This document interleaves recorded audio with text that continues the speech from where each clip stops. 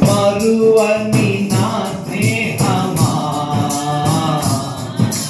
తలసి సంతోషించును మరువని నా స్నేహమా తలసి సంతోషించును కోటి కోటి స్తోత్రం డాడీ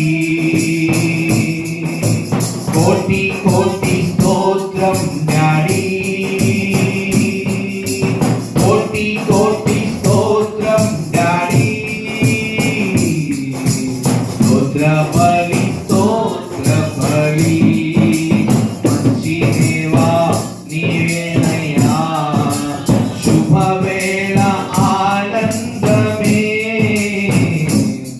నా తండ్రి నీ తిరుపాదమే శుభవేళ ఆనందం చెప్పండి గట్టిగా స్తోత్రం చెప్తా తిరుపాదమే నీ సేవ మార్గములో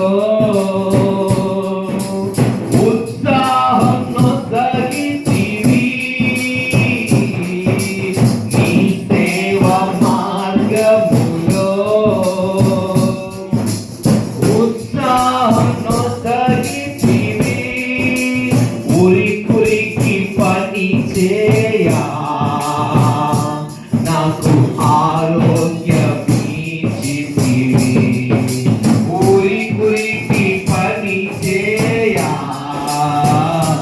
నాకు ఆరోగ్యమిచ్చితివి కోటి కోటి స్తోత్రం డాడీ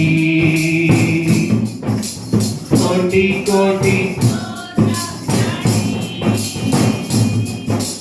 కోటి కోటి స్తోత్రం డాడీ స్తోత్ర బలి మంచి దేవా నీకేనయ్యా దూతలతో కలిసి శ్రీరాములలో నిలచి